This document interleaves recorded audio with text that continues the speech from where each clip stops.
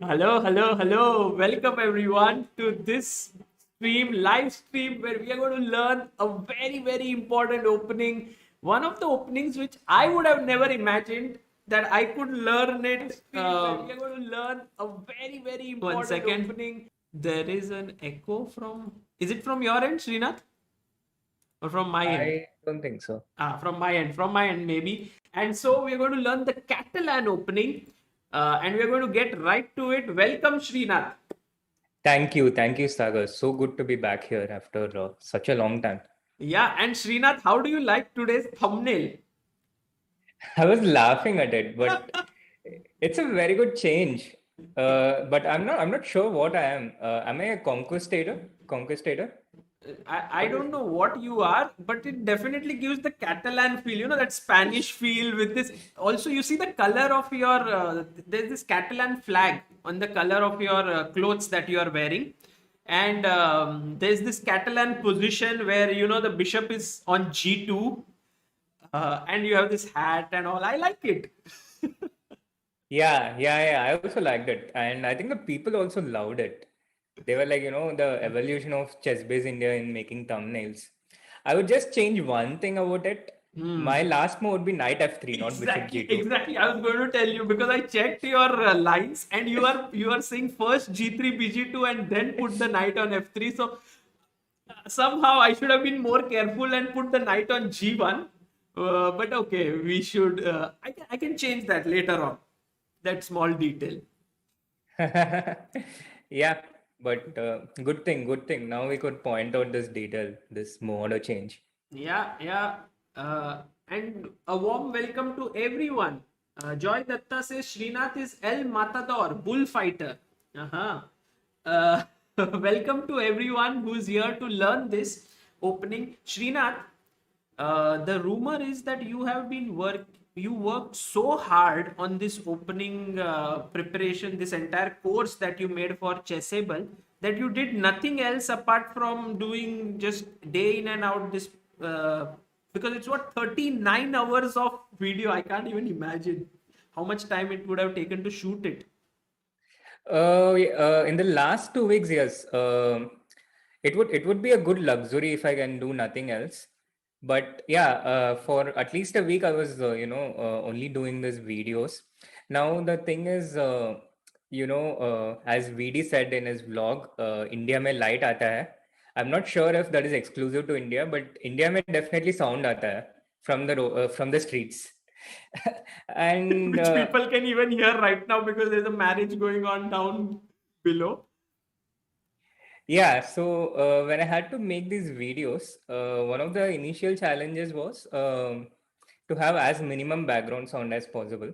Of course, the professionals in Chessable, they were very helpful and they could remove the background noise, but each time they remove it, a bit of quality goes down.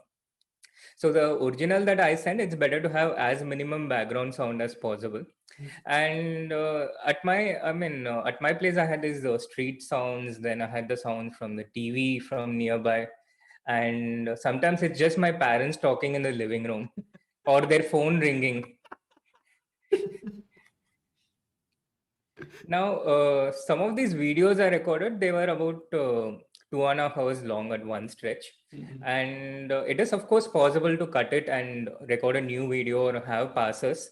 But just so that I did not want to lose flow, as much as possible, I wanted to record these videos in one go so that I have continuity. And for this reason, on most days, I started at around 11 p.m., 10:30, 11. 11 in the night, and then you would go on Yeah. recording till 2 or 3 in the night, something like that. Yeah, I would go on around 3, sometimes around 3:30. After that, it would just get too tired for me, so I couldn't go on the entire night. But I used to record like 4 hours every day, and 4 hours like this. And then in between, also the Visit Chess tour started. So there were some days where I streamed for 2-3 hours, and then I went and recorded for another 3-4 hours. It was the toughest thing I've done so far. I mean, I Well, know you do these things on a regular basis or every day. I see you no, no, streaming no. like 10, 12 hours. No, but I understand that when you make a course or something of that sort, the level of preparation and the level of seriousness about everything you say has to be at a different level, and you cannot go wrong. Like, you cannot suggest something like, oh, this is a great move, and then all of a sudden someone plays it and does bad in a Yeah. tournament game. So the responsibility is very high on you for this, and that's the reason why I was very keen on learning from you this opening to for the viewers here. They get an intro of what the Catalan is, because I know that when Srinath does something, it's always very high quality, and he puts in a lot of effort. He tries to explain it very well, even to the layman. So Srinath, shall we try to get a bit of an idea of what this opening is all about? How would you explain it to a person who doesn't have too much knowledge about Catalan? Firstly, it's a full 1d4 repertoire. So Full. it doesn't just, yeah, Acha. it's a full 1d4 repertoire. Okay. So it covers all the options you can play against 1d4. Like, the Queen's Gambit accepted, the Slav, the King's Indian. So it starts with 1d4. Okay. Now, if I had to describe Catalan in one word about the opening, the main line, I would say the g2 bishop is a very strong strategic bishop. It's a bit like the sniper rifle, it's the best real world example analogy that I can give. It stays on g2, it looks at b7, and whenever this c8 bishop moves from c8, it hits on b7. Ah. So if you see in a lot of lines, black will have a lot of trouble developing his queen side. And that is one of the most important things in this variation. I So think the entire variation is centered on this g2 bishop, which is quite common in a lot of these fianchetto openings, like Dragon, for example. would you call it the Catalan bishop, this one on f1? Yeah. I call it the Catalan bishop. Very cool. Uh, Very cool. it's a similar to the Dragon bishop, but from the white side. Okay, so let's begin. Let's say d4, and which line would you say is covered in most detail in the course? There were quite a few lines. So fundamentally, the repertoire is divided into 4 parts. So one is the mainline Catalan, d4, knight f6, c4, e6, and here we go 3g3. And there are many different ways you can get into the Catalan. Like you can start with 3 knight f3, you can start with 3g3, and many games even start with a different first move, 1g3 and stuff like this. You can even go 1 c4, or you can go even 1 knight f3 or 1 g3 and reach these positions. Yeah. Yes. So this was the first decision that I had to take. So which move order are we going into, basing it on? And I felt that the move order with 3g3 conformed best to the Catalan spirit, because when you start with 3 knight f3, you allow the Queen's Indian defense. b6. Yeah. Which is not a bad thing. But a lot of Catalan players who only play Catalan, they prefer to start with g3. So this was the first thing I had to resolve. So this is one part, the mainline Catalan part, which itself has 16 chapters. This is about 30-40% of the course. And here the drawback mainly with... you will cover d5, which is QGD, bishop b4 check, which is Bogo Indian. I think these are, and also, many smart players, once they see g3, they are like, let's transpose into Benoni, because g3 is not the most effective move against the Benoni. Yeah. Yeah, absolutely. Against g3, Benoni is quite effective. The word Benoni, it's derived from this Hebrew word, it means son of suffering. Oh, son. I used to say son of sorrow, but Yeah, son of sorrow. Yeah, correct. Yeah, son of sorrow. Yeah. So, but yeah, although the Benoni suffers against these non-G3 systems, against G3 it actually works quite well. So then, how do we navigate it? The Benoni itself, it has 2 dedicated chapters, some of the biggest chapters in the course. We just go into the main line. Mhm.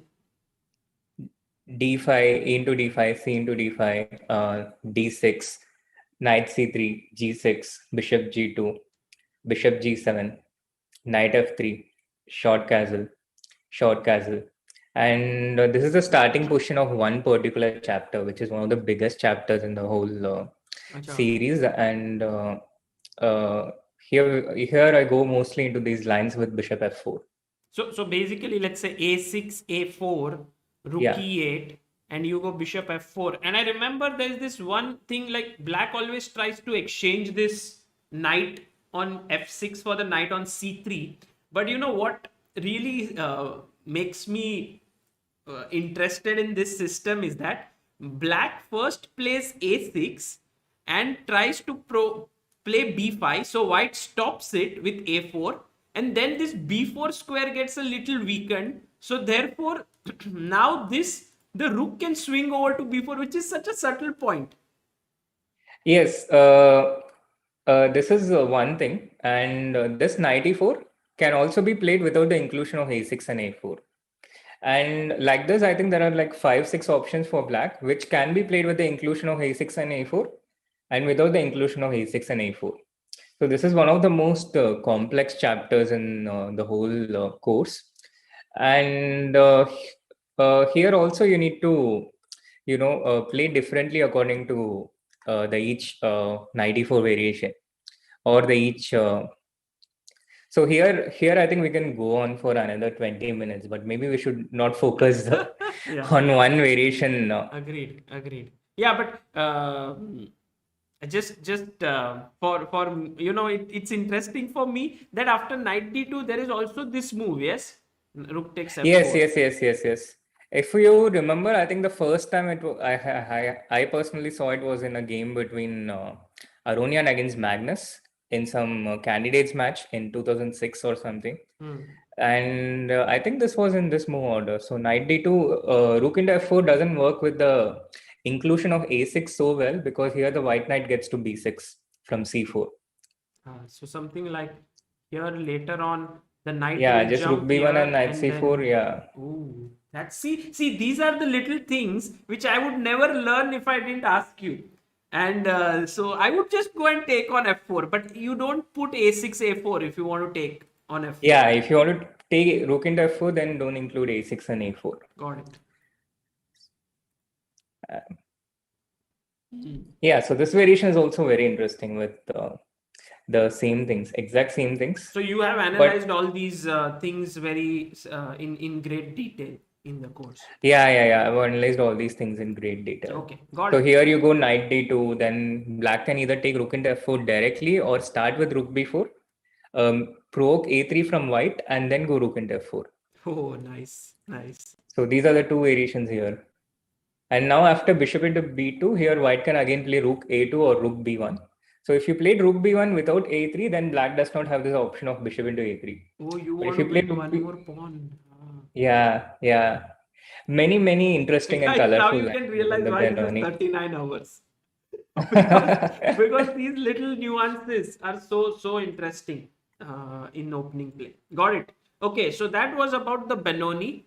What about QGD? Because that is like the most venerable system. It's the most solid, and black can play, bishop b4 check. Black can play bishop e7 and short castle. How do you navigate that? So here I recommend starting with, so here white has two ways to play. Start with knight f3 or start with bishop g2. Now there is not such a big difference between the both, but there are some minor differences. So if you start with bishop g2, as I recommend in my repertoire, and then black plays bishop b4 check, which is one of the main lines. Yeah. And here after bishop b4 check, Gangs was after me, telling me what I'm playing against this system because he's making a course and he wanted to refute my course when he was making his. So finally, Gangs, Gangs here was doing I'm it from black. Semi-Tarash. He's doing semi-Tarash. So he has to cover Catalan as well. So bishop b4 check, here I'm going knight d2. Oh man, we had this young Hungarian trainer and author Armin on our channel just a few days ago. He's written a book on these lines. 1D4 Bible. 1D4 Bible, and he's also recommended knight d2 here.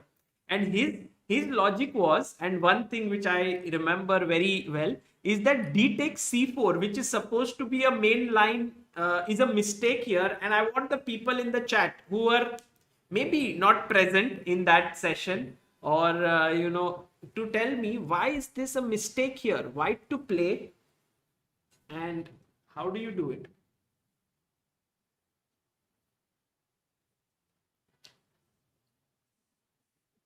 White to play, what is the move? Yeah, this was also my motivation. I mean, not my motivation, but yeah, chat, they are there with it. Monindranath Das, Aniket Pednekar, Jitu's Dream World, Anish Joshi, Vinayak Marar, Arnav, Shrimali Dhruv. Fantastic. Chat is a strong, they have become stronger and stronger, and they find these moves quite easily. Checks, captures, and threats, guys. And main thing is, if the knight was on f3 here instead of bishop g2, then here black is doing fine, but here it's directly check. And once after you take, you just take the bishop on b4. Very cool. Yes, definitely. I 100% agree with this. Chat has become stronger, Yeah. They have grown with the comedians in the last 1 year, and I think many of them have overtaken them. Possibly, yeah, there should be like chat versus comedians tournament. Huh? Yes. But then the comedian should get some handicap because chat is like ruthless. Aman Shekhar has sent a super chat saying, "Thanks, Sagar and Srinath. Your videos helped me grow a lot stronger. Also, I've completed below chess books. Look at this. Silman's endgame course, 100 endgames you must know, how to reassess your chess, life and games of Tal. All done. Oh my god. That is amazing. You have read some really cool books. And maybe this is tremendous. Shout out to Aman. I've been following him for the past few weeks. He's very, very interested in chess. I think he's like a model chat person. He's so good, and he keeps improving each time I've seen him. Very impressed with his progress. Amazing. Srinath, I get a lot of emails from people, and one of the things which I like when people say is, when they say, how do I get better at chess? But when they ask a question, how do I increase my elo at chess? I already feel like there's some, you need to think about how you want to improve rather than how to increase the elo, right? That would be, the right approach is to work on your game, and the elo is just a consequence. Absolutely. I think that is true in everything. Yeah, I mean, every measurable aspect. Maybe the elo that you want to improve might give you some direction of the things you want to do. So let's say it helps you choose your tournaments. So if you want to play for grandmaster norms, then you play certain tournaments. It helps you with the planning and these things, but it stops there. So it's there like the front page of your newspaper, and it stops there. And then within the newspaper, you need to have all the important processes that you want to keep. You cannot keep extending that to your thought in every single aspect you do. Then you just get distracted and disappointed, and all these things creep in. Right. Cool. So 92, Srinath, and to tell you the truth, when I was a black player, I used to always think that this knight belongs on c3 in this setup. So once the knight comes to d2, I will castle, knight f3 and b6, and then I'll put my bishop here on b7, and with the fact that he cannot develop his knight on c3 and put pressure on the center on d5, should give black a very good easy equality. And this is how I used to think, but I have come to believe that this position seems to be slightly better for white. Is that true? It's probably equal. I mean, to be honest, if you go deep enough in any opening, any mainstream opening, finally it should be equal. Black should be able to equalize. But practically true. Practically, when we play these positions, it's always tends to be a bit more pleasant for white, because the human to human game, where we don't have the help of stockfish, is very different from the preparation we do with the help of stockfish or Lilo or Fadfridge or any of these engines. It's completely different. And so in that sense, yeah, I think it's slightly more pleasant for white. And also the if you look at the statistics, usually white will have a better score in a lot of these starting positions. So how should white play here? Is it like, let's say I will castle bishop b7, and the idea is to play knight e5 or something like that? How does white usually continue here? There are many. There are actually a few different moves that white can play here. So a3 is one of them, and knight e5 is one of them. So at the end of this variation, I actually have I'm showing something new, but we are starting with a3 here. A3, okay. Yeah. And you are okay to give up this pawn, yeah, on c4 now? Uh, I don't think white needs to give up this pawn. No, you can just take knight into d2. Ooh, very interesting. So Oh, here nice. you need to give up this pawn, I guess. Yeah, you can take knight takes d2, and if he goes back, then you can continue normally with maybe queen c2 or cd or knight. Yeah, here you have this actually you have this Queen's Indian defense structure. Yeah, with the pawn on b6 on the queen side, bishop on b7. This is a typical Queen's Indian structure. Generally, here a lot of play revolves around the c file in particular. So when it revolves around the c file, the typical way of functioning for white, white takes c into d5, black takes e into d5 because black doesn't want to give up the center. The white knight goes to e5, and then the white pawn on the queen side, it goes to b4, which also answers your question on this knight on d2. It can go to f3, so it need not go to c3, but it from f3 it controls the center in any case. And b4, bishop b2, rook c1. This is how white's play revolves. So you think Black the on the bishop would be better placed on b2 or f4 in such structures? it depends because time is an important factor. So it would be nice to have the bishop on f4, definitely. But when white plays b4, black immediately wants to challenge it with c5 or a5. So then white wouldn't want to, give up something like b into a5. But with c5, then the bishop gets effective on b2. So when black plays c5, so when you develop the bishop to b2, at first sight, it may look like, oh, it's hitting on this pawn on d4. But if black plays c5, then it really opens up options for the bishop. It's like that mysterious rook move by Nimzowitsch where you put it behind a pawn just in the anticipation that the pawn will move and the rook will open up. Same way, the main idea for black to get play in this position is c5. So if you get your bishop on b2, if white eventually takes here, then this bishop will be very, very strong on that diagonal. Very interesting. Very interesting. Yes. Okay. And the important point here is the c6 point. So knight on e5 is pressurizing that, which is one of the reasons why black does not want white to settle.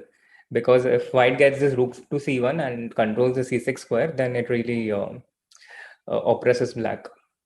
Black struggles for space. Got it. Okay. So this is how you play against this system. And if someone chooses the very solid bishop e7 and castle, we'll come to this just before that, a couple of super chats. Sahil Islam says, my father taught me chess and motivation to defeat him is how I learned. Became 1200. After watching comedians and your videos, now I'm 1700. And finally better than that. Keep up the good work. This, I have heard a lot of people, like they have someone in the family, be it dad, uncle, sometimes even wife, girlfriend, girlfriend's uncle. And they want to beat them because once you beat someone at chess, there's like this small superiority that you get, which you cannot measure in terms of words or anything. It's just like you look at them and you're like, "Ha, मैंने तुमको chess में हराया." I've beaten you at chess, so don't teach me things. So a lot of people have improved, by the fact that there's someone at their home whom they want to beat, or in family. Yeah. I think you also, your dad is a good chess player, right? No. My dad, Not really. They don't know chess in depth, but he did take a lot of interest in my chess. Yes, I But remember it you were started when traveling a my lot. brother was playing on a train with my cousin, so they knew how to make these moves. Okay. Like they knew how the pieces moved and stuff. This is because of Vishy Anand, of course. Vishy Anand was on the TV in 90s, Hmm. and everyone used to. I mean, the games between Anand Kasparov in 1995. I believe it was broadcasted on TV. I'm not sure, but And everyone Srinath was knows. 1 year old at that point. Yes, I was 1 year old. Yeah, yeah, yeah. Yeah. So my dad was also, aware of chess, aware of Vishy Anand. And I think that's how, like, millions of people in India came to know about chess. Yeah, absolutely. Is really cool. And Atreya Bhatt says Semislav next. I love it against d4. Would love to see a discussion on it. Don't think you have anything on it on YouTube. Okay, Atreya, that's a good thing. Also, Semislav is a very, very important opening for black. Anand plays it a lot from black side. Against this system, c6, Srinath, is that possible to play? Or if Yes, you're. it's possible to play the structure in a few different ways. So after c6, you go knight f3, Mhm. and here black can develop the bishop to e7 or d6. Hmm. And if you want to start with c6, then maybe you develop the bishop. I mean, maybe people want to develop it to d6, because if you want to play the pawn to c6 and the bishop on e7, then you can delay that. Yeah, you can start with bishop e7, short bishop g2, short castle, and now c6.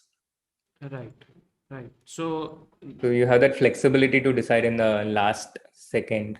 correct. And here also, black can either start with c6 or start with knight b d7 and then play c6. So there are a few subtleties here as well. Hmm. This is I call this as the closed Catalan. Yes, And if black has committed the knight to d7, when the structure arises, already white's idea is to break in the center with e4. yes, correct. And if black takes the pawn, then you have a superior center. If black doesn't take it, you can push it e5 yourself and have a lot of extra space. So as it is, black is struggling for space. And if you drive that knight away from f6, he has even less space.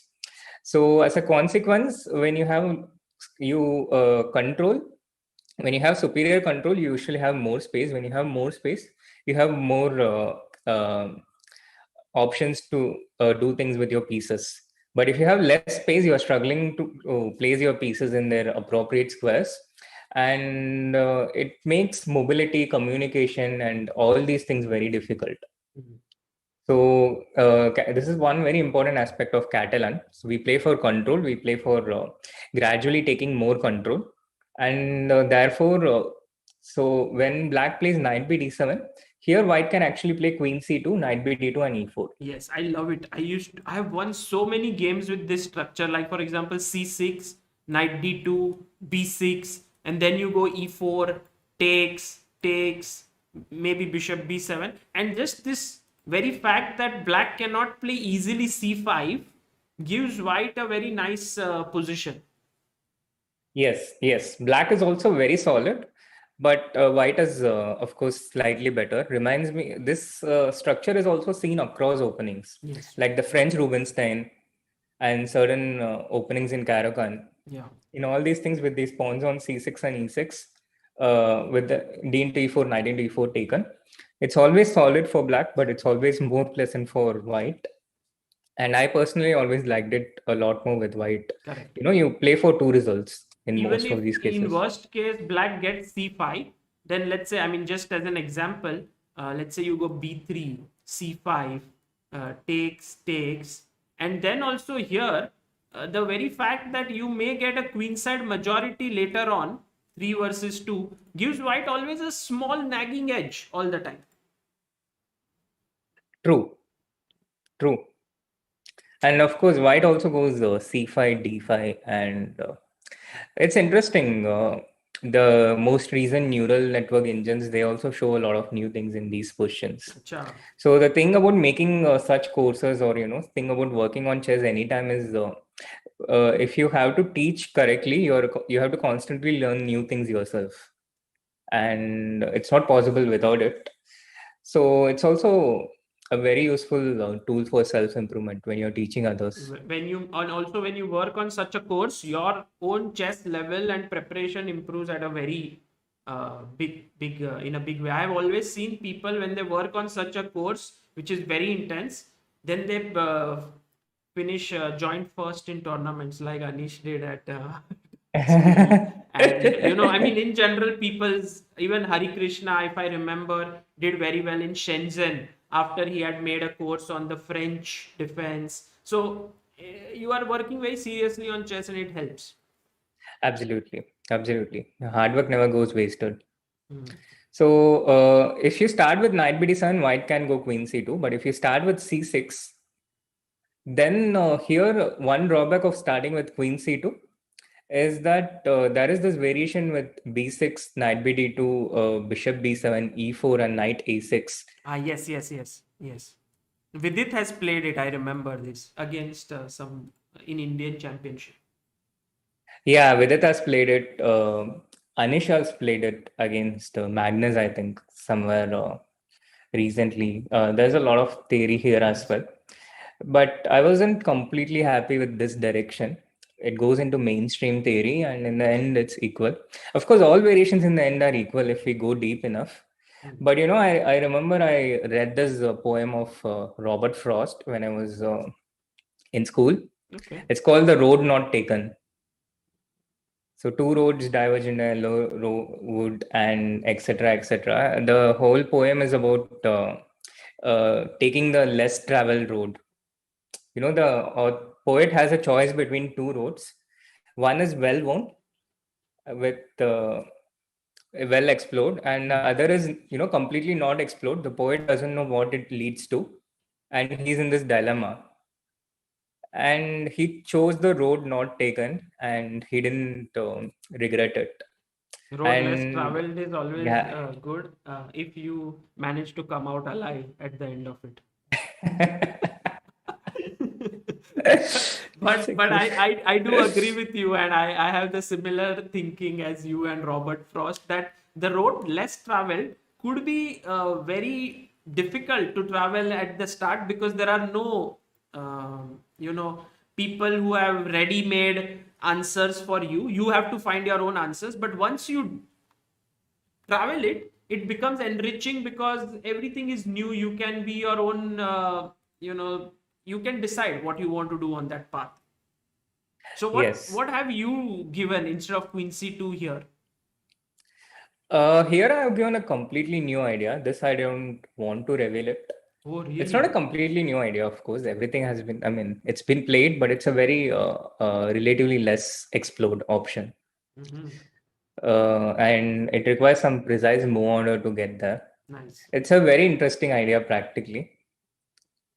So So guys, yeah. if you want to know what are the moves for me, I'm already thinking knight bd2 looks normal. Knight a3 doesn't look like it should work. Knight e5, maybe this is something interesting, but then knight bd7.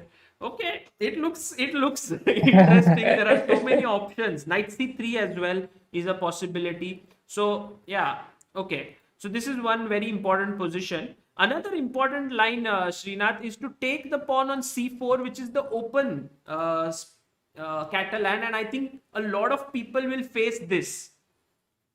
Yes, yes.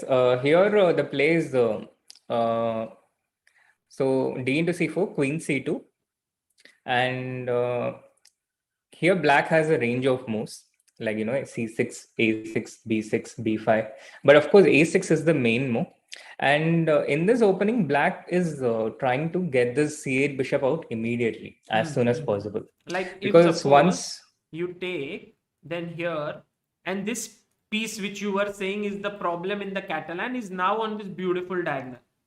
yes, yes, yes, I call the light square bishop the Catalan bishop, and black's light square bishop as the problematic bishop throughout my course.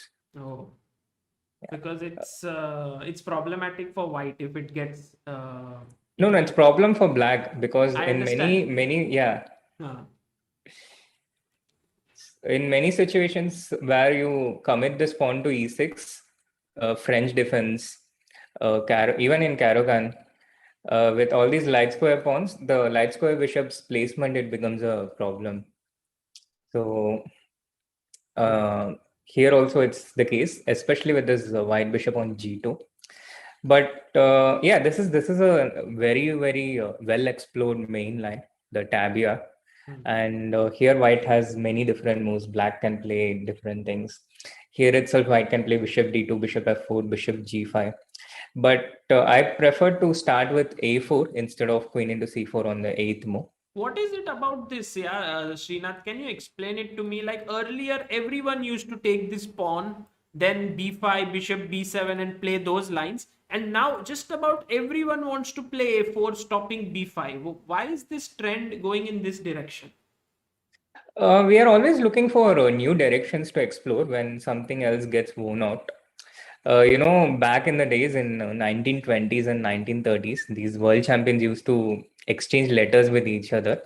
And I'm not entirely sure, but I think Lasker and Capablanca, they were complaining about chess getting exhausted by draws. This was in 1920s and 30s. And they only played the Queen's Gambit declined in those days, and they couldn't explore beyond that. But there was a lot of things to explore even within those narrow roads they had. And in today's time, what anything new we find gets explored and exhausted much quicker. So it's important to always come up with new things, look at new places, especially when you're the one who is learning something new, because there are people before you who have already explored these things, who already have traveled these things, these paths, and they know a bit of their way around. So if you're spending time there, then you're already playing catch up. But if you're trying to find something new and take them in there where they are not as familiar, uh, then they are playing in your territory, your game. Right. And here you have better chances. So this is Can the you general explain thing. this line a bit? Like what are the plans here? Like white will usually win the pawn. How does it go? So a4, immediate drawback of this, it weakens the b4 square. Okay. And the advantage is, of course, that it prevents b5. So here black plays bishop d7. This is the main move. Of course, there are also other moves. Like even, I think Ali Reza here has tried c5 against Ding Liren. And he tried knight c6 against Vedant in the Champions Chess Tour, first round.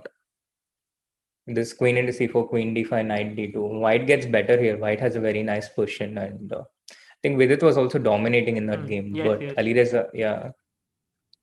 So the main move is bishop d7. Everywhere else, So here black. bishop d7. I just want to show the chat one small detail which is very important for any Catalan player to know, like a position like this, where this bishop is unleashed and you show it to a Catalan player and they are like white is already having a very big advantage because first of all this bishop cannot develop because this pawn will hang. The knight cannot come naturally here. You have to play here. So overall, you are really in big trouble already as black. Correct? Yeah, this is a typical position where white can really squeeze black. As I told you, yeah, the problematic bishop. Yes. Now you see it's not easy to develop the queen side. Problematic. And when you play moves like e5, you really weaken a lot of things to try and get the bishop out.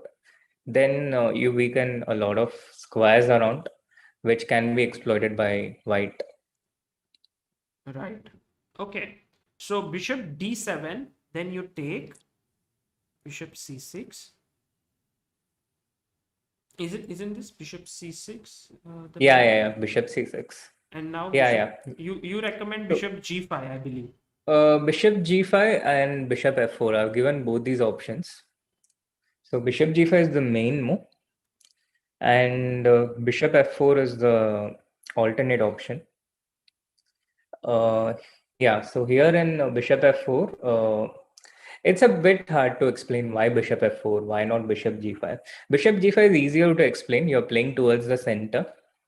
And so there is the fight for the control of the center here. So if you take bishop into f6 and take over the knight, then you have better control of the e4 square. So this is one of the logic. So maybe bishop f4's logic, I could only deduce that, white doesn't want to give up that bishop to the knight on f6.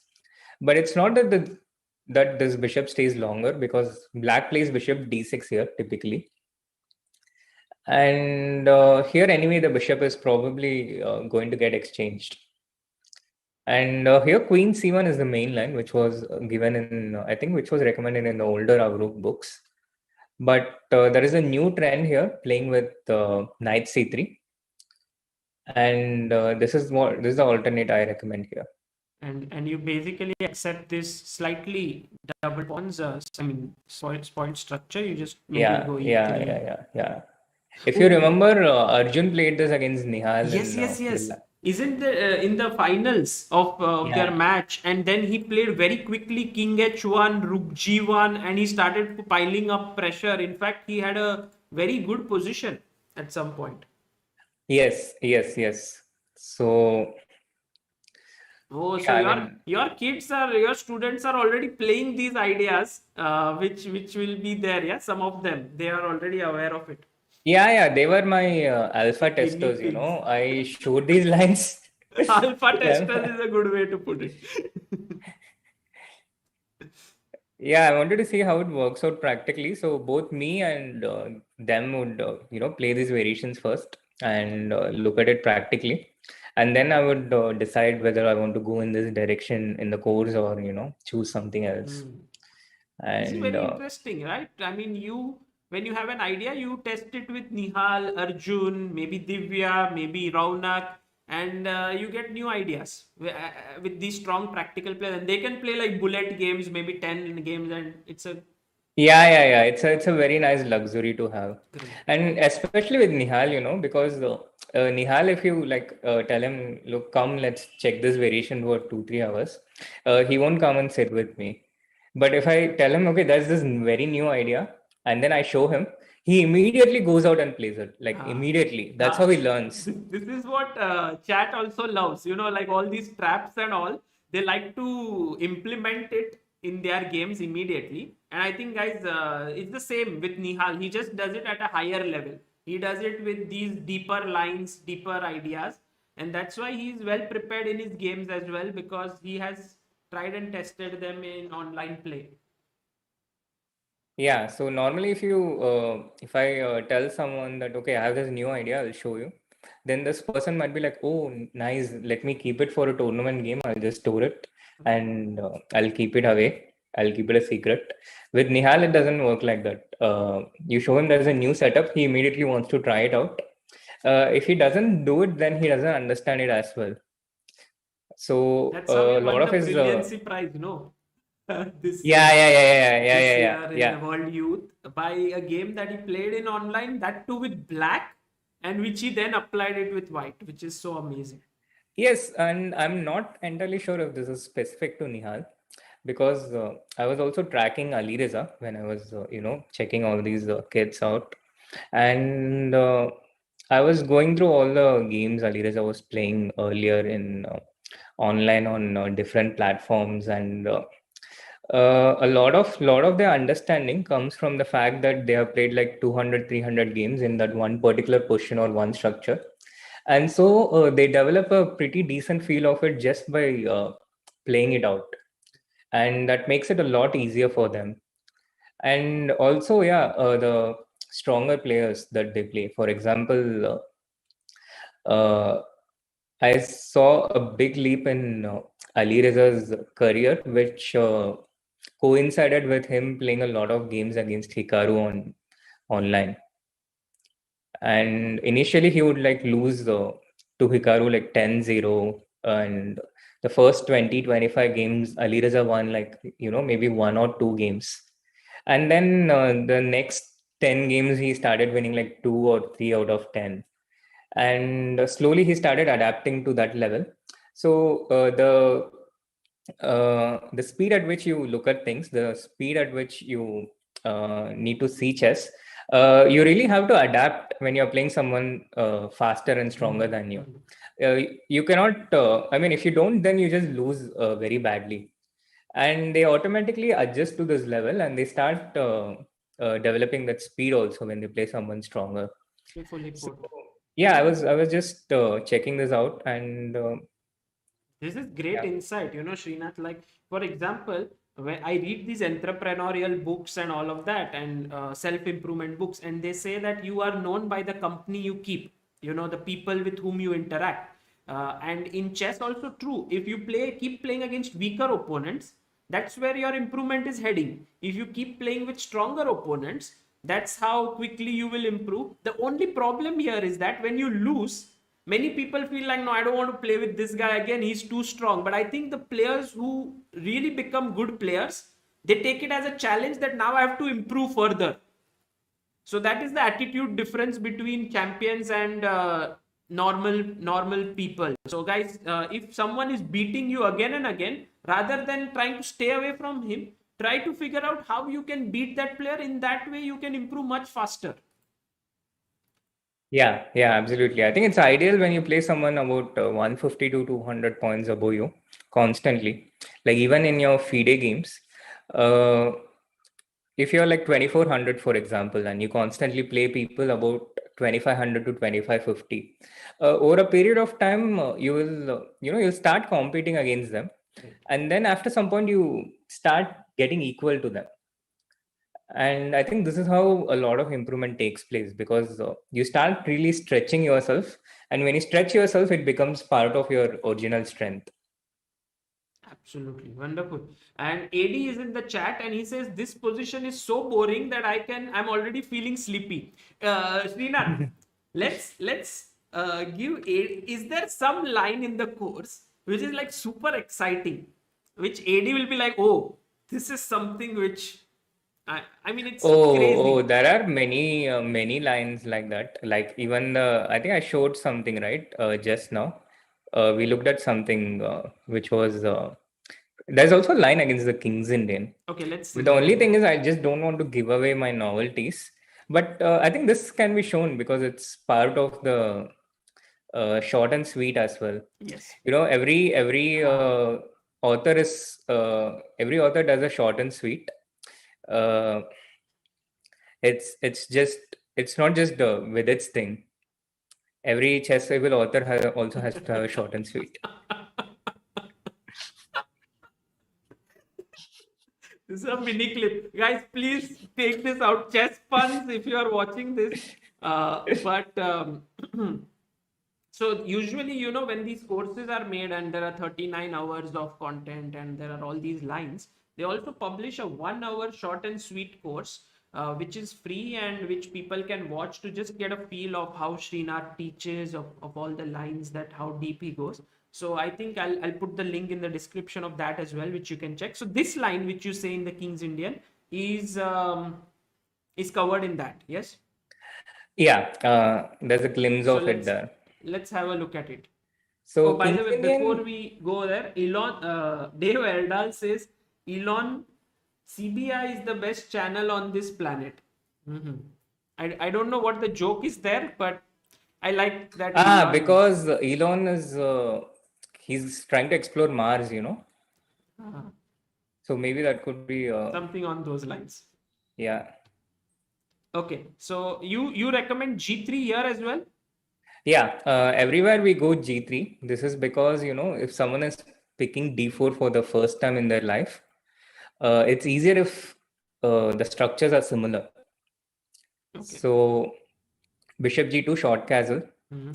And here, what do you think we should start with? Knight C3 or Knight F3? Knight C3. Yeah, it's Because if important to you start if with you go Knight Knight C3. F3, then there's already this line C6, no? There's also the line with D5. Actually, C6 they can start on the third move, so Knight C3 doesn't really stop. Correct, correct. But mainly the lines with D5.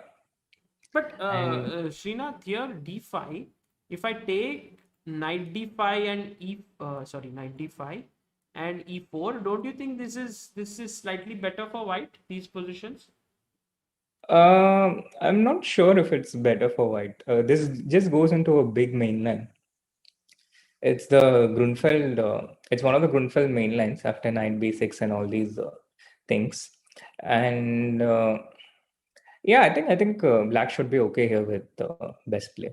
Okay. So you suggest that you first develop this knight so that d5 is not a possibility anymore. So once they commit to d6 here, Yeah. is when you play your knight to f3, correct? Yeah, only then you play knight f3. Okay. And here there is the Pano system, knight c6, which is one of the most popular systems. And short castle, Yes. bishop f5. Yeah, this is becoming quite popular. Also, there is So another way here, rook b8 and a6, b5 ideas, but bishop exactly. f5 is quite popular.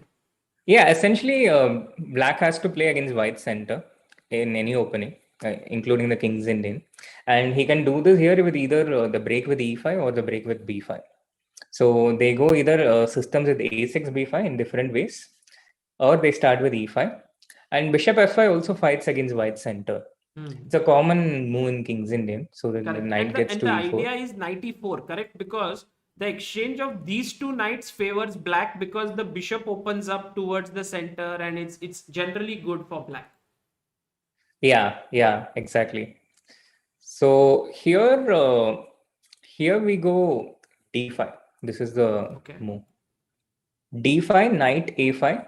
This is the main line, guys, because now the c4 pawn is attacked. And Srinath, at the right moment, maybe we can ask the chat to guess some move. Yeah, I'm not sure if this is the main line because I think d5 is not so often played. They usually start with b3 because if you start with d5, knight a5, b3, here there is an obvious problem, right?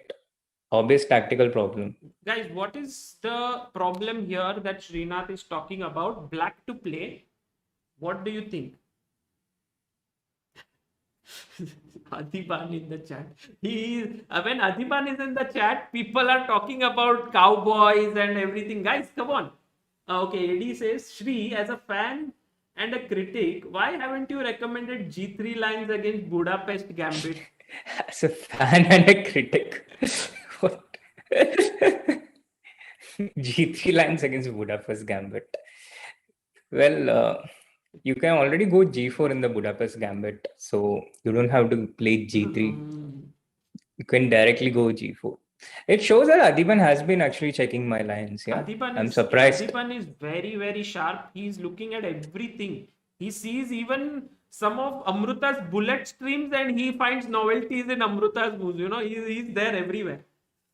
So by the way, chat is absolutely right, and they are correct that here knight e4 is the move. Is that correct, Srinath? Yeah, so here knight e4 is supposedly the problem. But once again, thanks to these engines, Don't tell me it's the a good neural move. network engines, here white can actually just take knight into e4. Okay. I'm interested to know what happens next because bishop a1. Yeah, bishop into a1. Okay, two And things. One now thing. One simply second. go knight. If I take bishop takes e4, this doesn't work, right? This shouldn't work. Because of bd2, is that correct? Or Yeah, I think bishop d2 is possible, and I don't exactly remember, but yeah, I think bishop d2 should be one of the because it simplest hits ways. the knight. Bishop into a1, queen into a1 actually. Yes, exactly. And once you take here, queen takes, the knight is hanging, and also bishop h6 is a big threat. Yeah, this is a very common idea in this whole thing. So ideally, black does not want to give up his bishop. Yeah, ideally he doesn't want to give that dark square bishop. But knight into e4, bishop into a1. This is common even in the Sicilian defense. Okay, now And is there a move that we can guess here? yeah, you can guess. It's not a winning move or something, but it's just a simply good move. To understand how to continue playing, okay, guys, try to think. See, if you count the pieces, you are already exchanged down here. So how should white continue?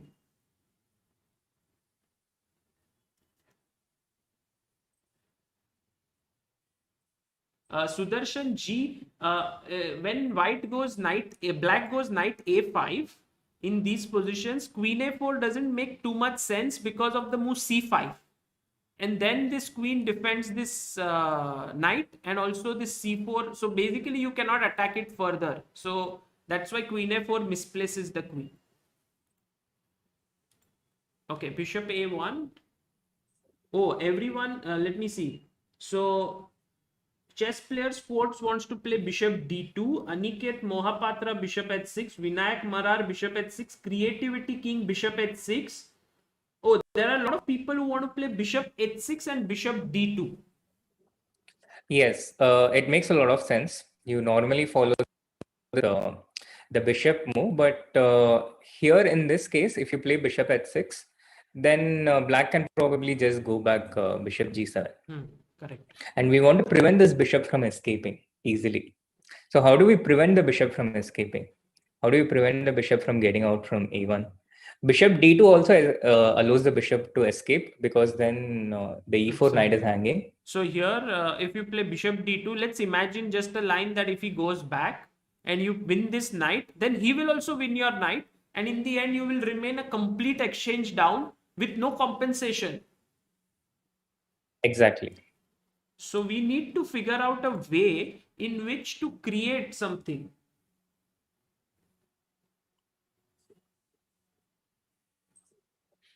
Oh, nice. Arijit Mondal seems to have got the move. Well done, Arijit. But even I didn't figure out this move. Let's see who else. Akshay Mohan. Yes. Awesome. Rahul Gaikwad also. Adiban wants refund already. Joy Datta, well done. I think Adiban probably wants a refund of the short and sweet. I don't think he bought my course. Adiban is the one who will make money on refund without buying. He'll be like, give me money. I will pay. Okay, so knight d4. Is that the correct move here? Yeah, knight d4 is the correct move. Oh, and this you found with neural network engines because they basically go deeper and you have more compensation. Yeah. True. I'm not entirely sure, but I think initially the engine was not too convinced about this. But practically, I was very excited about this option, and then I played against Smirin, who is actually an expert in King's Indian, and he has also written. Yeah. I just coincided online. Oh, really? Against Ilyas Mirin, guys. Ilyas Mirin has written a beautiful book on King's Indian called King's Indian Warfare. Right? That's the name. And in that book, he has, the amazing thing is Vladimir Kramnik is supposed to be the King's Indian slayer. Like from white side, he has beaten King's Indian players, and Ilyas Mirin has a +4 against Kramnik. So it's very cool that Srinath got to play against one of the biggest experts. Yeah, I mean, it's just a 3-minute game. So, I mean, I don't want to read too much into it. But here he immediately went wrong. Like he took bishop into e4, bishop into e4, and he took bishop into d4. This is strategically a very bad move. But in the limited time he had, he couldn't figure out a way to. But Srinath, you are threatening bishop h6 and then winning this bishop. So he had to do something about it, no? Yeah. It's a natural practical reaction. It's definitely a natural practical reaction, and he did not have time to work out the most accurate way. Although even with the most accurate way, I think white still has a more pleasant position here in general. But he took bishop into d4, and after queen into d4, here my position was so comfortable, and I managed to win the whole game without really having to, solve any complex problem. It's one of those cases, Srinath, where the bishop is stronger than the rook. Absolutely. In positions where the rook does not have an open file, and when the bishop like this on the dark squares, in all these positions, I think there is full compensation. I remember there was a game between Carlsen against Ponomarev in Knight h3, where black played g6. It was a blitz game, but Magnus played that game with machine-like accuracy. He was accurate the whole part. He sacrificed an exchange in the exact same way by playing b3. Ponomarev took it with his bishop, dark square bishop, and Magnus played flawlessly. And then a few months later, I was paired against a player called Gabuzian Humanis from Armenia, who is a grandmaster now.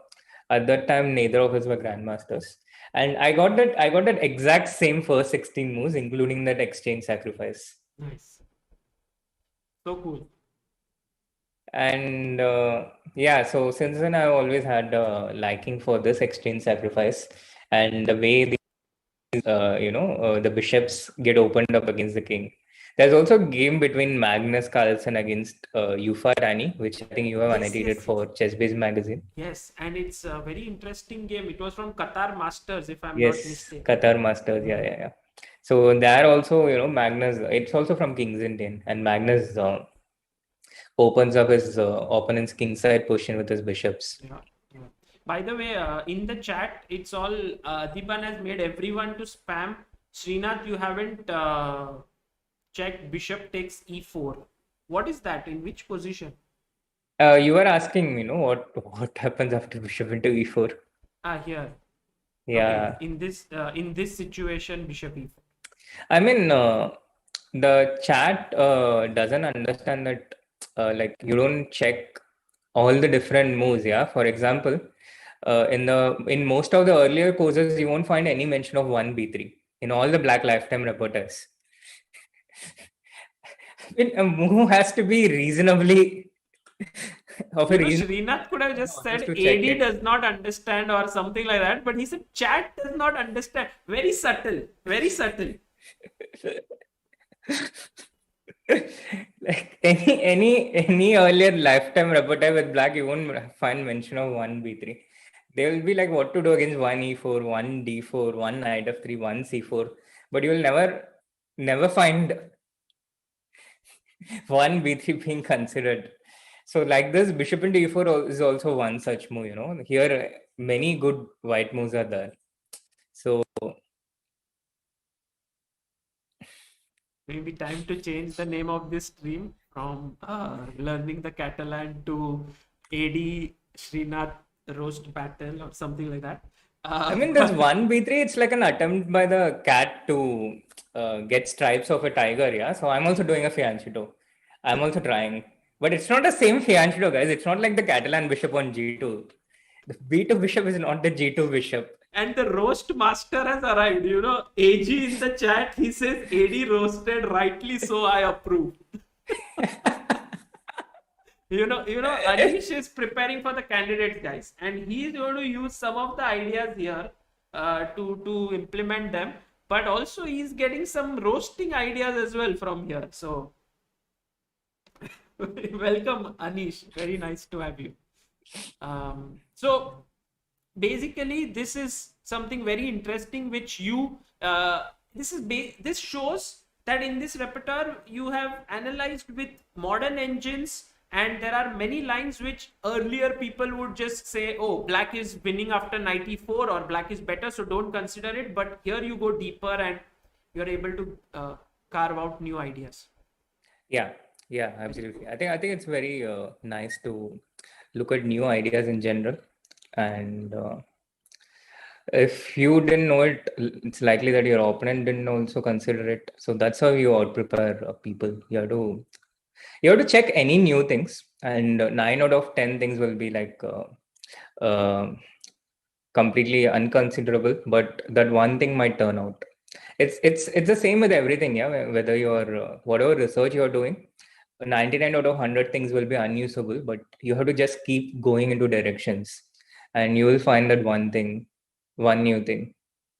By the way, Anish says bishop into e4, bishop takes e4 is terrible because bishop e3 plus 1.00. Anish is using some very strong neural networks, so he would get it. Yeah, I also checked it in between. Bishop e3 is the top move. Bishop d2 is also better.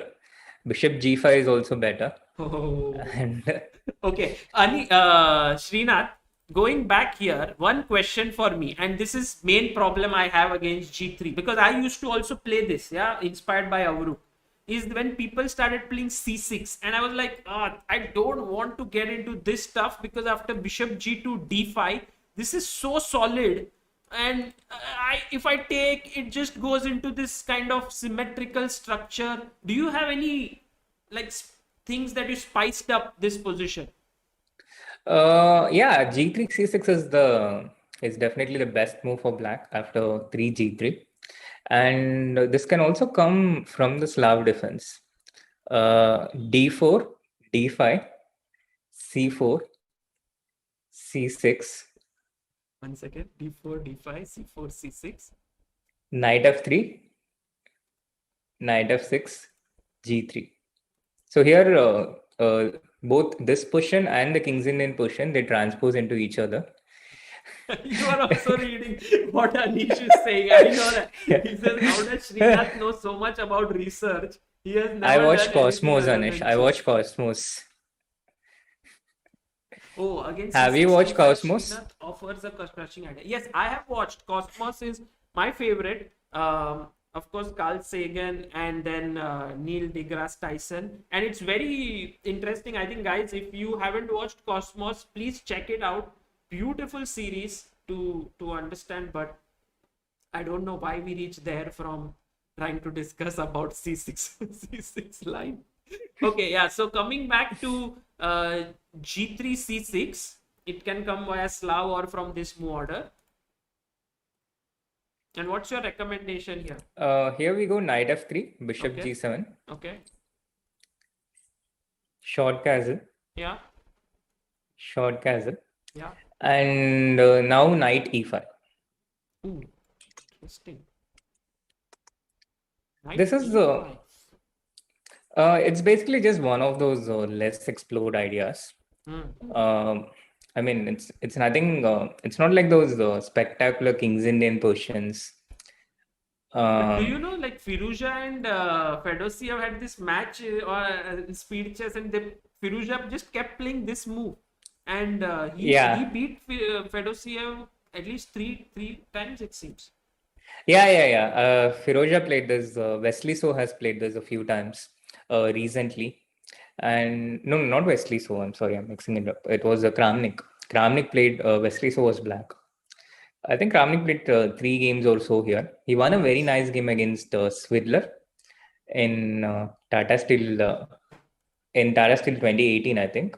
Oh. I'm not entirely sure of the year. I'm so glad that I got to know this because 95 is a move. I was thinking you will say Queen B3. I know a bit about it, but yeah, 95 interesting. Yeah, the Queen B3 is the main line. It's the main line. Once again, the thing with the main lines, it goes quite deep, and in the end, it equalizes. Hmm.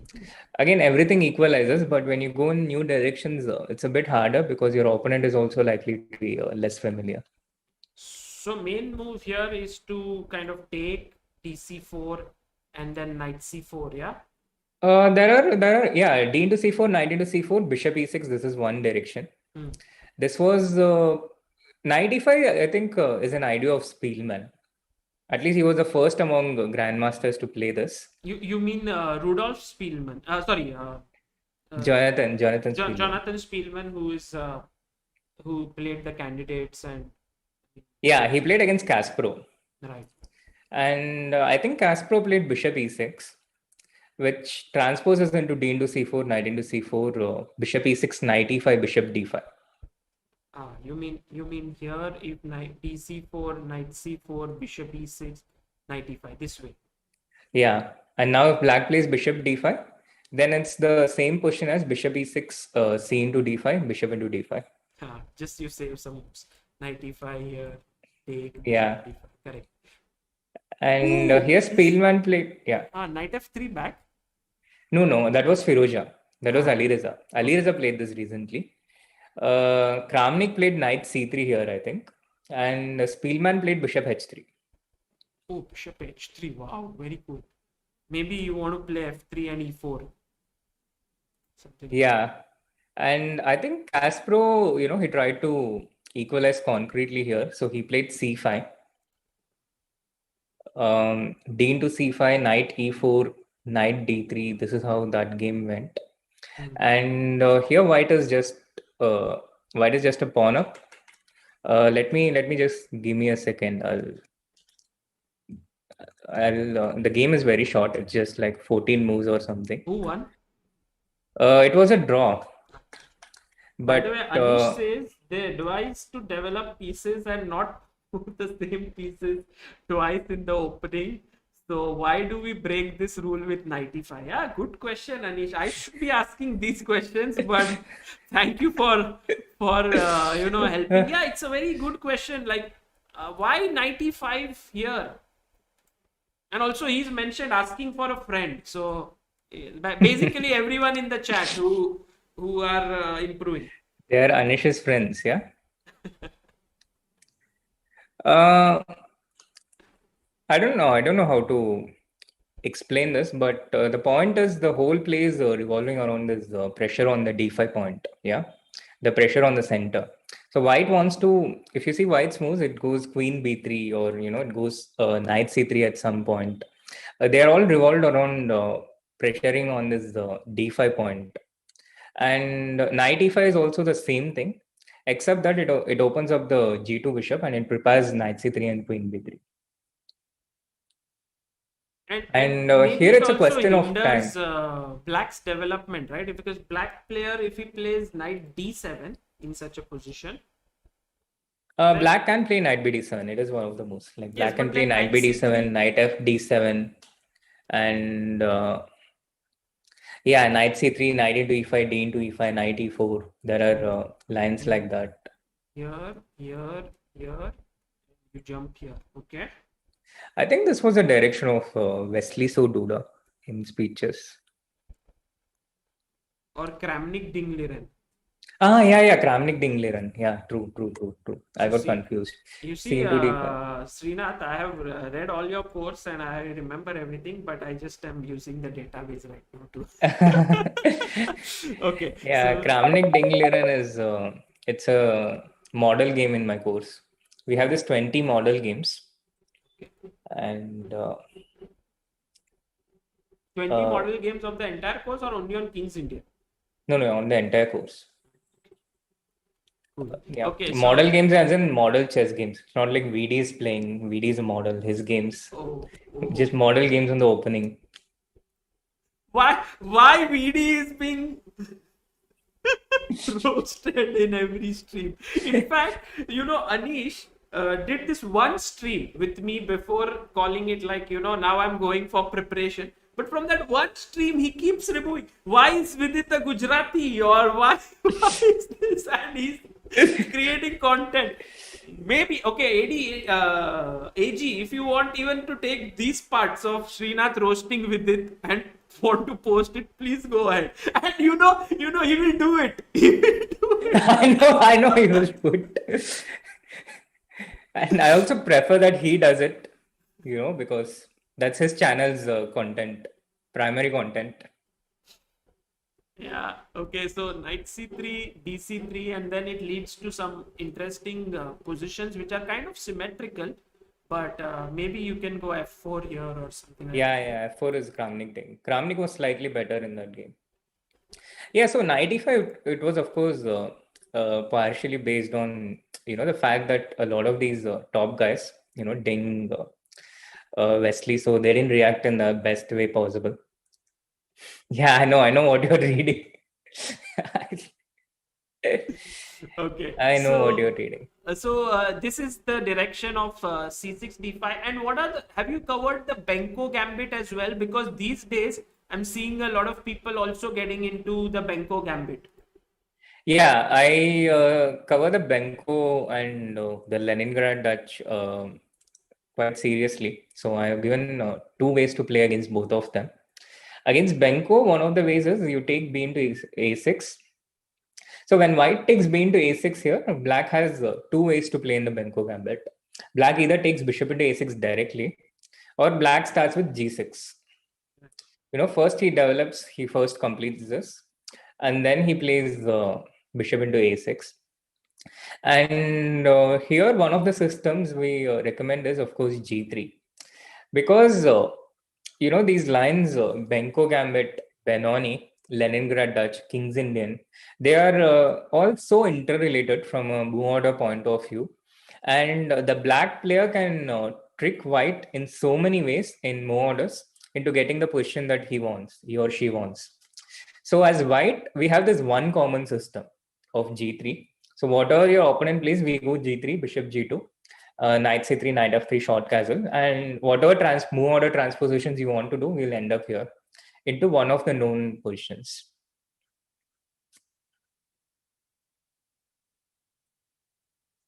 This would be the main position, right? Yeah, this would be one of the main positions. And black can also play this without taking on e6. There are some lines where black starts with knight d7, knight b6 first without taking on e6. There are some small differences here. And of course, this move rook b1 sometimes you have to play before castling, right? Is it this position? I think it's with the bishop a6. Oh, if black doesn't castle and takes bishop a6, you go knight c3, and if he plays knight d7, yeah, knight b7 in this position. It's important to go rook b1 because if you castle, then after knight b6, you are already having problems facing bishop c4, and then this pawn is under pressure, right? That's the you cannot play b3 here. Again, it's a question for the chat, but I think by now they are very familiar with this concept. Oh. But let's see if they get it right, because is this something question that neural network engines might refute? That b3 is a good move, they might say, or not really here? No. Even this is even beyond the neural network ones. Okay, so black to play, guys. How does... So the thing is, instead of castling, white should go rook b1 first. Very small subtlety, just so that you guys know that here, if you go rook b1, then if knight b6, you have b3. And all of a sudden, there is no problem here. But now the fact that you rushed into castling, and then this means that you are in some trouble. Okay. Yeah. So better delay castling also. Get these knights to c3 and f3 first.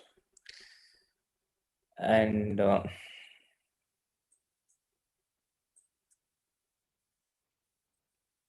knight takes d5 is what Graham Pawar is saying. Monindra Nath says 94. Vinayak Marar says knight d5. Actually, I'm a little bit skeptical about knight takes d5 because the bishop on g2 is activated. Is knight takes d5 good or knight e4 should be preferred? Actually, both of them are wrong. It's a trick question, as I told you.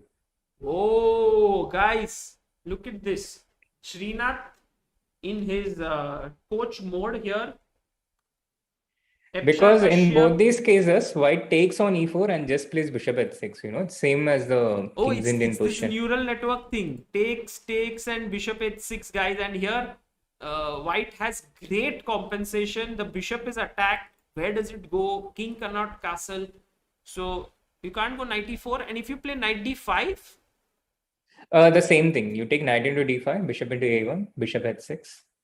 And here also black has problems. Black cannot castle. The bishop has problems getting back to his home. It's trapped like it's a lockdown. So black has to find a better move, yeah? Here. Oh, now I know. Now I know your trick. I know the move. Guys, try to figure out. Gizmo Girl says knight takes d5, weakened c3 square, bishop becomes strong. Yes, but you see, guys, how these strong players are. They see a little thing and they lay the bait by b3. Come to e4, come to d5, and then they pick it up and then they catch your king in the center. So you need to be very careful here. Yes, castle stages MJ now suddenly is like, oh, I will be very safe and I'll castle. But I think you can do something better than that. Yeah, baby. Akshay Mohan says, in this Benko, don't understand when to play b3 to stabilize the queen side. Yes, I think it's one of the questions which is very critical. If you can get a successful b3, bishop b2, you are most of the times able to get a good position in the Benko with white. Yeah, not on the first move, but it works well on the other moves. Knight g4. Yes, and Anish has found the right move, guys. Yeah. You see, we need a 2780 player to find the right move in this stream.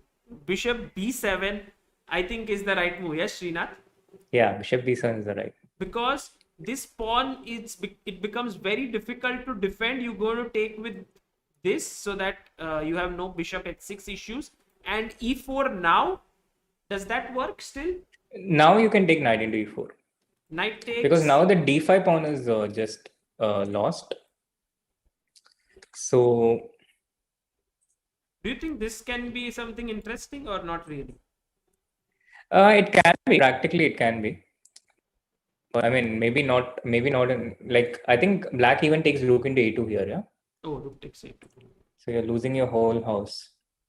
And then this guy is also weak. I mean, in blitz games, still white has chances, but True. longer time control, I think black should be. People in the chat are saying, AG God. Guys, he's going to soon play the candidates. So he is supposed to find these moves. He will find it.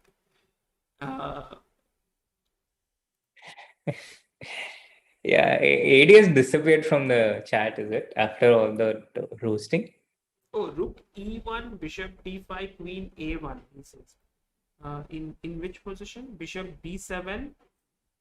Here. No. Just a second. I don't know. Knight e4, bishop a1. Oh, rook e1. That's a nice cheapo by Anish. No. Here. But why will... got it. Rook a2, rook e1, bishop d5, queen. Oh, nice. This can become the 8-year-old trap. Rook a1, and guys, find the winning move for white. This is too easy for the chat.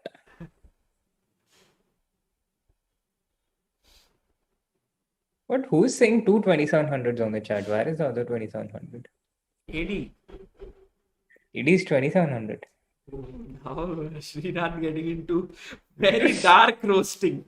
Things which really can hurt someone.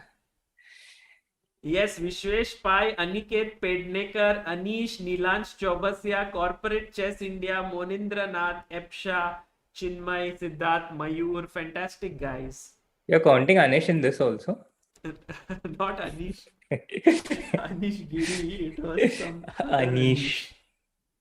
So knight f6. Nice trap shown by Anish here. This I would say is he formulated a nice trap with the queen sack. So 2720 world class tactic. Okay, so is there any other weapon which you have suggested against the Benko? Yeah, you just go knight c3, e4, and after bishop into f1, king into f1, just g3, king g2. Good old fashioned. Can I ask you something? I faced this problem I played a title Tuesday and I played Sergei Shipov and he played this against me. I went g6. Okay. No, he didn't take. You know what he did? He went b takes a6, g6, knight c3, bishop g7, e4. He went castles. Then I went knight f3 and he went queen a5. And I knew, I knew this trap from Boris Gelfand that BD3 is a mistake because of knight d4. Oh, I should have asked the chat. But okay, take and basically take here, and then the bishop on d3 hangs because of bishop d2. You just pick this up. So I was very careful, and I played BD2. Do you cover this? Yes, I do. And the trick is before you play knight f3 on the 8th move, yeah, you start with a7. Oh, a7. Okay, and if takes? Yeah, after takes, now you go knight f3. So if your opponent comes queen a5 and you play bishop d2, now the threat is knight b5 with the rook on e7. Oh man! Oh, brilliant idea. A7. Just give that pawn. Yeah. So you have to give that pawn with a7.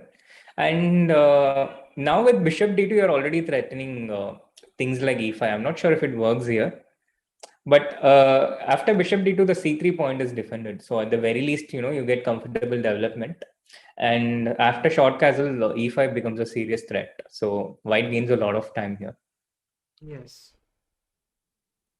Got it. Okay. Thank you. Thanks for this small little nuance A7, which could, because if you go, guys, knight f3, queen a5, bishop d2, then after bishop takes a6, I know that I think it went, yeah, bishop a6, queen a6, and then something like queen e2. This is what happened in my game against him.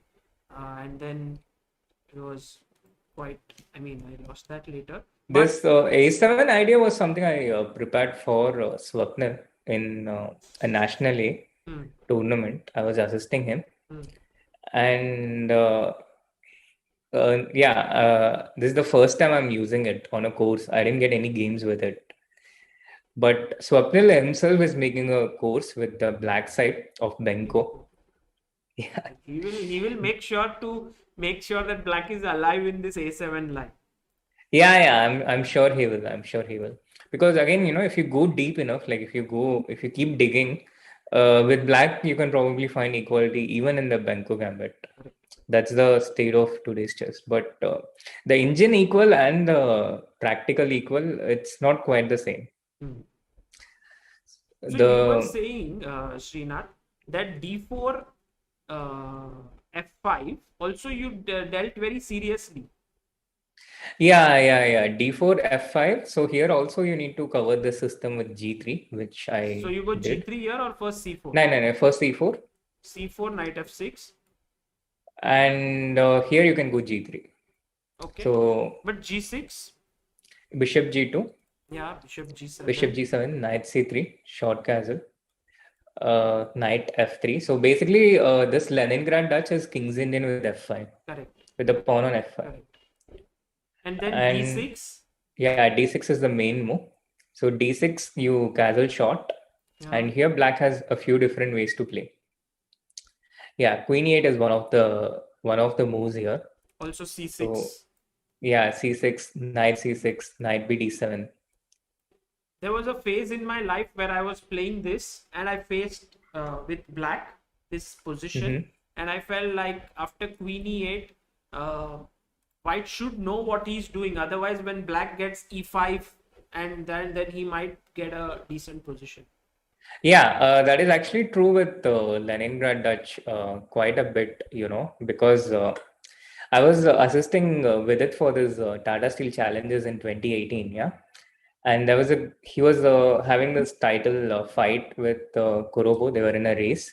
And in one of the games, I think Vidit drew with white against Lucas or something. He was one of the lower rated players in the tournament, and Vidit had drawn with white. So then Vidit needed to strike with black. He needed to beat what's her name? Giria, Olga Giria. He needed to beat Giria with black. Did she play Leningrad? Vidit was black. And he played Leningrad. So I had to convince Vidit a lot to play this Leningrad Dutch, I spent about 2 hours that day just trying to convince him. You could have convinced him in like 30 seconds. Leningrad Dutch? Yes. By telling him to remember his game against Debashish from yeah, I know. World Juniors 2013, where he... Yeah. I was his roommate at that time, so I remember Vidit had to beat Debashish, and in that earlier game he defeated me. So he was I kicked him out of the room before that game. We were staying together a lot during that time, and sometimes we used to be paired together. So sometimes I used to go to someone else's room to prepare, and sometimes he used to. And in the tournament, I told him, "No, I've done this enough times, so you go." And he beat me in 20 moves with a Catalan-like opening. So, in chess, if you win, you get points. If you lose, you use this for courses. I thought friends, but you are even better courses. Who needs friends when you can have courses? Okay, so queen e8, and do you go d5 here? No, rook e1. If you play d5 too early, then black can get this e5. Yes. Then E5. after you take d into e6, maybe not bishop into e6 immediately because that allows knight d4. But you start with knight a6, knight c5, and then take knight into e6. So you first, instead of this, you first can go here. This pawn is yours to take, so you can even take it this way. Interesting. Yeah. So you are going rook e1 here, which is a very subtle little move. Maybe it's played, but again, I think relatively lesser played move. Yeah, true. Probably is. So this is Rook your e1. basic, I would say, theme of your repertoire, that you go to mainline tabias in different openings, and then you find the move which is slightly lesser played and explore it in depth. Absolutely. It's actually what everyone does, in practical games when we are preparing for different things. When you're starting to look for new things, you start early, right? You don't. So there are two approaches. You can look at something new in the 20th move, which also works, or you start as early as possible. This is the approach Gary Kasparov used very well throughout his career. Hmm. He would find a new idea early, and he would be better prepared. None of his opponents would expect that, or would know it. And even in India, when people like Adiban Setu, they were rising very rapidly. They used to beat much more older and experienced people by just getting a much better position out of the opening. And when I saw what they were doing, I picked on this much later. I saw that they were diverging very early. I remember there was a game between Adiban against Barmakin. Barmakin is an experienced It's Russian grandmaster guy. from Russia, and I used to wonder, like, how are these guys? They were not GMs then; they were teenagers, IMs. So how are they beating all these grandmasters from Russia, such seasoned players? And if you see, they would, get in a lot of games, they would get crushing positions just out of the opening. Hmm. Glazer or Setu is another example. I remember when Setu was Gleiser making or his Setu. GM now. Guys, Srinath is quoting certain games which you should note down, because in it lies the secret of how you can beat experienced players who might be superior to you in chess skills, but you can outplay them in with preparation. Yeah. So yeah, I mean it's an approach everyone uses, but like when you're new to this, it can be a bit confusing. First of all, there are different phases. Yeah, first of all, you first need to know what exists, and then it's easier to find something new when you know that what exists. Not necessarily in that order, of course. When you're fresh and when you're not burdened with existing knowledge, then also you can just pick new things, because you ask questions that someone who knows might not dare. In some cases it might look absurd, and the people who have been there wouldn't even consider it, but as a newcomer, as a fresh person, you can get this new insight. But yeah, I mean it's a very useful habit to keep trying and looking and exploring for new things, whether it's chess or outside of chess, maybe not in relationships but professionally. No comments there, guys. No comments from my end. So you also go and cover lines like the Budapest Gambit here. Also, I think you must have covered the Chigorin here with knight c6. Yeah, here I cover Chigorin, d4 d5 c4 c5, d4 d5 c4 bishop f5, and c4 d4 d5 c4 knight f6. This is covered in a chapter called QGD second moves. But knight f6 is like, I made a video on this small opening mistakes, and I said this is a bad move.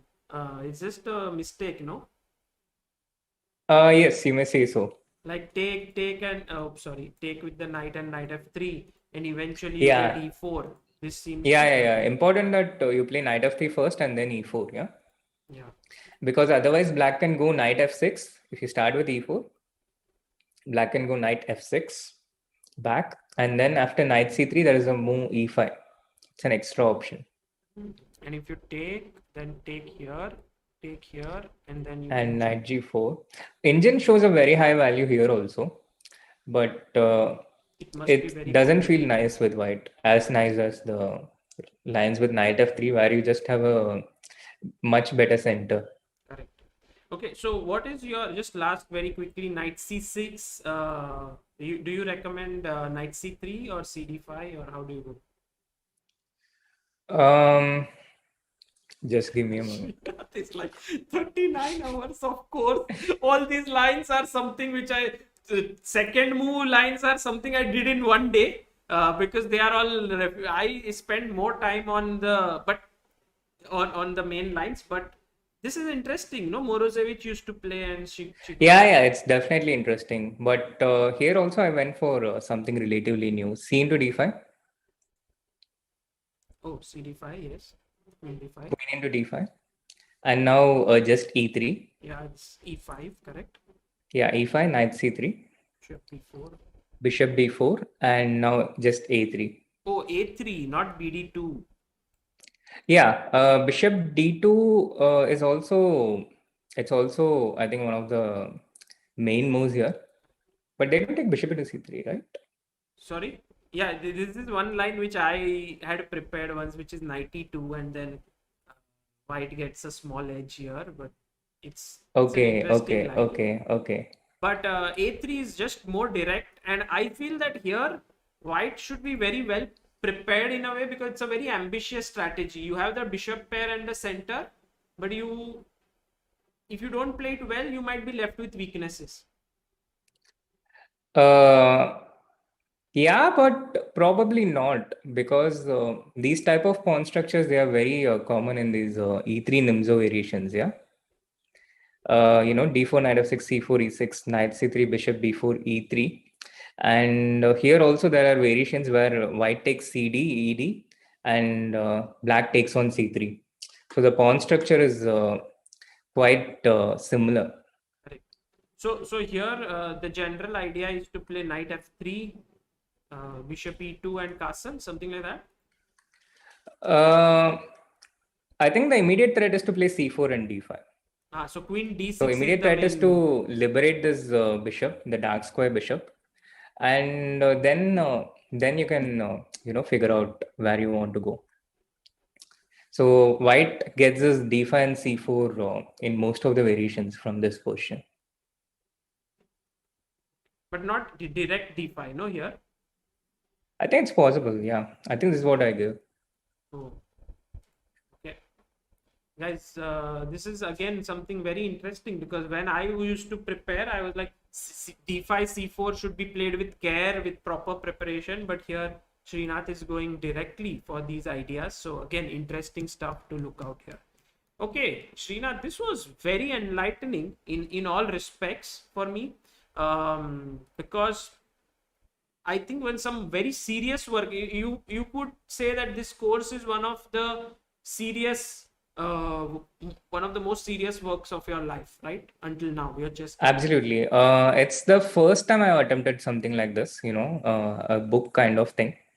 Chessable is definitely, it's like a book, but except it's in an interactive way. So it includes video, and also people can ask you questions in any position.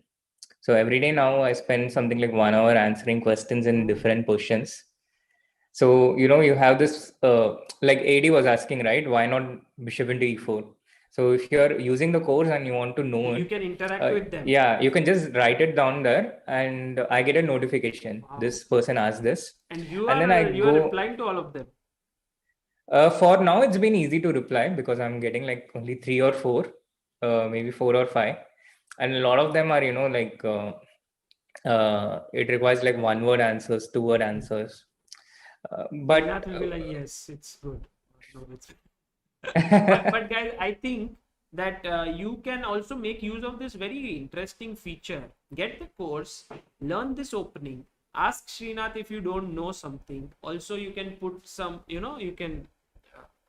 I think generally when someone works so seriously on something, and he's a credible trainer and a credible player like Srinath, the final result is sure to be amazing. So I would recommend it. Check out the link in the description, mods. If you can spam that link, then you can go and buy this course, which is, I mean, fantastic, and I've never seen so much time being devoted to do something with so much depth. And also one more advantage with Srinath, which others authors don't have, is that he has this horde of students with whom he can test things, these strong players with whom he tests things with. So he has some practical ideas as well. And this is what separated Mark Doretsky as a trainer as well. Srinath, he had all these Dolmatov, Yusupov, with whom he would try positions and then write books, which made it so much more relatable content. I think the same with you. I think in future we can expect much more. Cool. Thank you. Thanks a lot, Saga. Thanks a lot. I think you missed a super chat, no? Sorry. Flash Bin Gaming. Oh, Flash Bin Gaming. Hi Sagar bhai, I was trying Sicilian Dragon variation. Let me make the most. Flash Bin Gaming, by the way, has his own channel. He streams chess, Srinath, and Wow. he is very, very dedicated towards chess improvement. So And Anish is also doing a course on Sicilian Dragon Lifetime Reporter. oh, he chose Dragon, huh? Yeah, he chose Dragon, yeah. Nice. But what is this Bishop E3 if I don't understand? No, I think Flash Bin, you can't play Bishop E3 here because your pawn is hanging. So maybe what you want to ask is perhaps Knight C3, A6, Bishop E3 and E5. Maybe this is But what... that is not Dragon, no? That is Knight of... That also Anish has done a course in. Oh, maybe then G6 what you want to play. Bishop E3 and now E5 perhaps. Yeah, but you shouldn't mix G6 with E5. It's like mixing Mentos with Coke. Oh. Because it blocks this G7 bishop, no? It will explode, no? That's what used to happen. Yeah. So you first want to put your bishop here, which will be open, and so in this position you go G6 with the hope that you will be able to put the bishop, and then all of a sudden you just close it, which doesn't make sense. So I think you can just go back, Knight B3. Yeah, you can just go back, play normally, and play F3. Black's one of strategic strengths of Black is out, the G7 bishop. Nice. Okay. Yeah. Thanks a lot, Saga. Thanks a lot. Yeah. So good to be on one of your streams. It was great fun. Again. Yeah, and also to basically learn a lot from this experience. And Srinath, hope to see you back again. And maybe are you doing something new, anything interesting in the coming days? Not especially. Just relaxing a bit, yeah, gaining back your energy. Kind of. Of course, I was doing this chess in schools thing Yes. last couple of days. Yes, and also you became a member of Chess Players Forum, right? No, I have been a member for the last year or so, but I got elected to the managing committee. So interesting. Now you are into administration. You are powering chess. Not administration though. I mean, it's an interesting new challenge because it's like a Chess Players Forum is for the players, and you have to think of ideas and think of ways in which you can support the players. Also, you are doing this Chess in Schools program with ASCF. It's a fantastic initiative by ASCF. They started working in full swing, and a lot of GMs and IMs are doing it. There's like one GM and one IM training the trainers on each state. So me and Hemant Sharma were doing it for Gujarat, and a lot of very illustrious names involved in Indian chess are doing it. R.V. Ramesh, Vishal Sareen, Sham Sundar, Koshi sir, etc. I'm so glad that this is happening, and AICF is trying to bring in the top players to train the people who want to get better, and in that way the real growth, when you have good trainers, then they can teach more people and so on. And this is great for Indian chess, so looking forward to more such initiatives. Absolutely. But yeah, now I'm really looking forward to start streaming again on my channel. It's been such a long time. It's been a That's few what months people are actually. saying in the chat, that you should start Yeah, playing. yeah, yeah. I see it. Either maybe tonight or tomorrow. As soon as I set up my layout and stuff, the OBS used for recording is a bit different. The settings are a bit different. So as soon as I get that back, uh, I'm gonna come back on my channel. So Cool. stay Wonderful. tuned. And if you're unsubscribed, then please resubscribe back. No, I don't think anyone would have unsubscribed. But see you, Srinath, and always Yeah. a pleasure Thank you. talking to you. Take care. Yeah. Just give me a second. Yeah. Wait. You want to say something? No. I'm just confused where Zoom is. Yeah. Hmm. So thank you. Bye bye. Bye, Srinath. Take care. Guys, that was Grandmaster Srinath Narayanan, and I hope you enjoyed this session. Interspersed with great knowledge was humor, learning, a lot of advice. I think this stream was very cool. If any of you do watch it at some point and could put timestamps for the openings that were discussed, would be very grateful, but also depends on if you get time for that. And lastly, a big thanks to Adiban for gracing the chat. Always great to have him, and Anish as well. Guys, can you believe that in a few days from now, Anish will play at the candidates? If he does well, he's on 3.5 out of 7, and the leader is on 4.5 out of 7. There are 7 more rounds to go. If he manages to play well, he may get the world championship match with Magnus Carlsen. And if he beats Carlsen, he may become the world champion. So you never know if that may happen. And take care. And maybe tonight, not maybe, it's already scheduled, we have Bullet Chess with Amruta, where she will play and try to reach 2000 and also play with you guys. So do join in. I'll have my dinner, maybe just do some work, and then we'll be back again. Take care. Bye bye. And do like the stream, and guys, if you haven't subscribed to ChessBase India, please do subscribe.